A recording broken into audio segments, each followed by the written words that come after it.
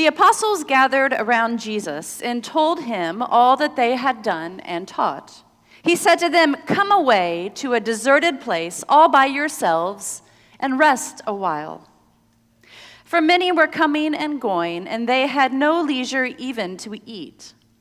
And they went away in the boat to a deserted place by themselves.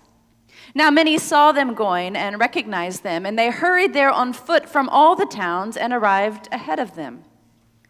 As he went ashore, he saw a great crowd, and he had compassion for them, because they were like sheep without a shepherd, and he began to teach them many things. When they had crossed over, they came to a land at Gennesaret and moored the boat.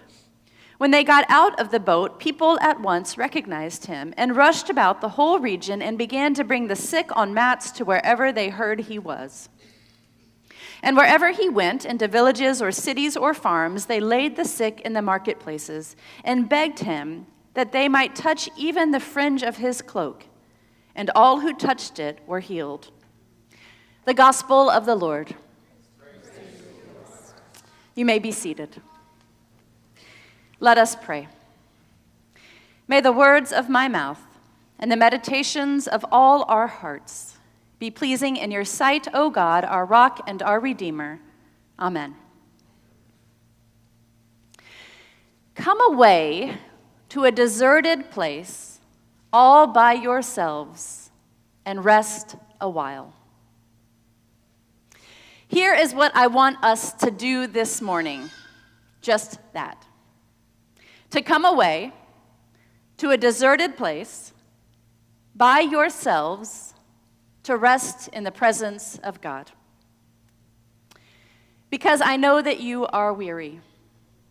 I know hurricane-exhausted friends, derecho-exhausted friends, heat-exhausted friends, COVID-exhausted friends, that there is a sense of weariness in your souls that you don't know what to do with.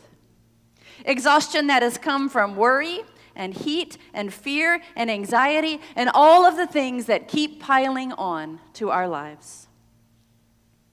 So this morning, for this sermon, the invitation from the pulpit is really a single one: to come and rest in the presence of God. Just like the disciples in this morning's text, those weary disciples who so profoundly needed to rest, who Jesus could so plainly see were simply exhausted. And if that is a practice that you already know how to do, to rest in the presence of God, to let your soul go quiet in God, then go ahead and do it.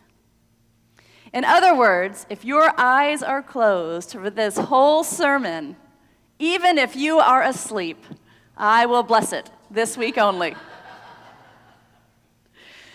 But if resting in God is something you so desperately want to do and need to do, but you have no idea how to even start, then I want to offer 3 insights that I hope will help you experience the deep rest of God this morning and then take it into your week with you.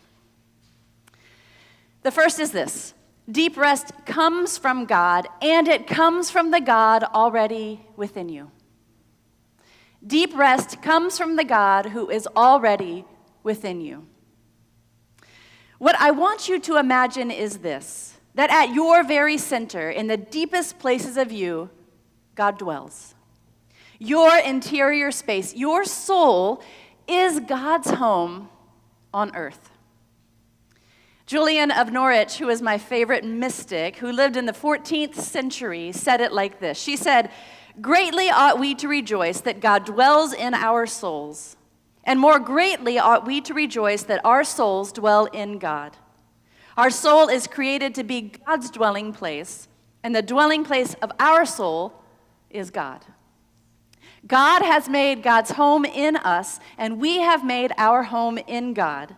And if God dwells in our souls and we dwell in God, then when Jesus says to come away with God to a deserted place, then it is already right there. The rest that God invites you to is already right here, deep inside you. And God's call to that rest is constant. God invites you to slip in and out of it throughout your day as much as you need it. To visit the still waters and the green pastures of your soul, the rich, abundant feast, the easy trust that God is your shepherd. It is here, inside of you, already. Come away to a deserted place all by yourselves and rest a while. When Jesus said that, we think of it as a physical place, that he was inviting the disciples to a remote location, and maybe he was. But I think of it as a spiritual place, the far reaches of your soul, because God's presence is already there, just below the surface. To rest in God is simply to turn to the God who is resting in you. That is my first insight. Here's my second. Let's get practical. If God is already here, and we know that intellectually, then why is it so hard to access it? Anyone have that question? Come on, be honest. Yeah. What is it that gets in our way of accessing God's presence already within us? This past week, I listened to a great podcast called On Being, where the host, Krista Tippett, was interviewing a clinical psychologist named Christine Runyon. I am glad to pass this podcast along because it is really well worth your listen. So this interview happened a year into the pandemic, and this psychologist was talking about how because of the fear and the trauma of the pandemic, our nervous systems went on high alert. And because the pandemic lasted so long, our nervous systems stayed on high alert for so long that high alert has become our new normal, our physiological normal. It's where we dwell without knowing it. Our bodies are often already in survival mode. In other words, we are on edge. And I would add that in a city like Houston, where we have seen disaster after disaster, our alert is probably even higher. And if you are anxious about this election season, or you are facing a medical issue, or a stressful job, or any of the other high stressors, then your alert might be even higher. And because this has been years in the making, we don't even see it anymore. We don't see that we are always on edge, that we are always on high alert, that it is now normal for us, for our bodies, to be on alert. And being on edge for so long, guess what it makes you? Tired. It also makes us irritable and uncreative and ungrateful and a whole host of other things that just aren't good for our souls. And this psychologist was saying, or at least what I took away, she might not have said any of this in the podcast. This is what I heard, is that what we need is to help ourselves return to a lower state of functioning, to low alert. We need to return to rest. And that this takes effort and intentional practice, but it isn't hard. For example, she said, putting your feet flat on the ground. This was interesting to me because whenever I'm in a circle and people say, put your feet on the ground, I say, no, my legs are crossed and that is comfortable for me and I am not uncrossing my legs. But she said, when you put your feet flat on the ground, it signals to your body that you are safe. She said, when we are in danger, our weight shifts to our toes so that we are ready to run. Putting your feet flat tells your nervous system you are not in danger, that you are safe. So there's a place to start. You can even try it now. Another one, she said, is putting your hand on your chest. She said, this tells your body that you are cared for, that you are nurtured and loved. She said it lowers your state of threat to feel your hand on your chest, because it feels to your body like love. And the third, she said, is to exhale long and slow, to take a deep breath in, but then to let your breathing out take a very long time. So you breathe in maybe for a few seconds, you breathe out for a long time. She said this also puts you in a lower state. And what's interesting to me about all of this, what this psychologist did not say, is that we know that all three of these are deeply spiritual. All of these should resonate for Christians. Feet. We see Jesus washing the feet of his disciples, resting in the presence of God's tenderness. It is hard to be on edge when your feet are cradled by God. Chest. I love the story of the beloved disciple resting against the chest of Jesus, literally resting in God's presence. And breath. This is our oldest story. We see God's breath moving through those first humans, and we see the Spirit referred to as breath, that God moves through us. So if you need help returning to the God who dwells at your very center, if you feel like you don't know how to start, then those three might help. So try it now. No, go ahead and try it now. Feet flat on the floor, hand on your chest. Deep breath in, longer breath out.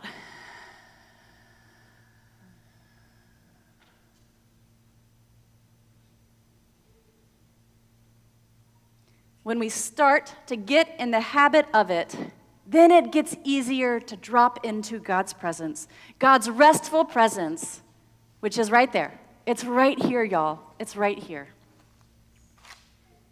And then the third thing that I want to offer is a few images of God's presence within you. I find images as a really helpful way to imagine God's presence in my life. You might remember a few months ago, we did our Rule of Life class, where I invited everyone in the class to come up with a metaphor for your inner world. This was fascinating, and so many of you bravely shared what that inner world looks like. A prison, a sports arena where people are screaming at you, a forest fire. And these may very well feel like your inner world most of the time.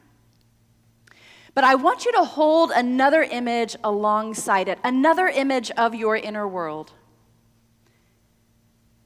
Where were you when you knew God's love most intimately in your life?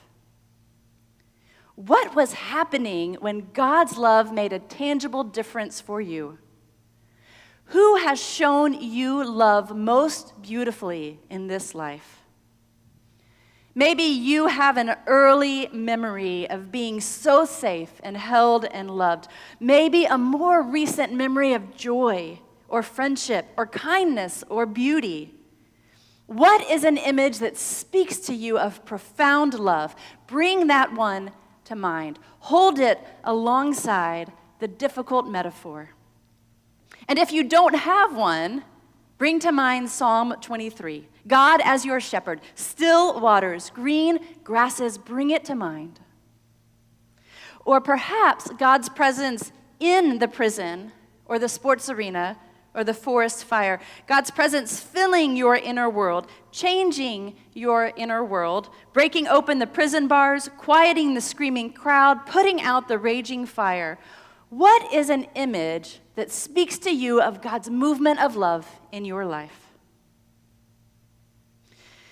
Resting in God means dwelling in God's invitation, God's presence, God's love, and trusting that it is enough. Come away, Jesus said, to a deserted place all by yourselves and rest a while. So let's do that. Close your eyes. Go ahead, close your eyes. Put your feet flat on the floor. You are at peace here. Put your hand on your chest. God is present right there, right there. Exhale long and slow. This is God moving through your breath. Bring to mind an image of God's love, a memory, Psalm 23, this place. Be present in it. Stay a while in that memory.